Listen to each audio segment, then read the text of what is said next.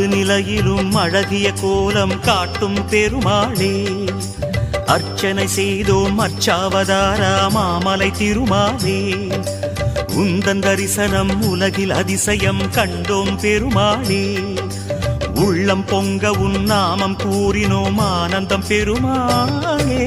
நமோ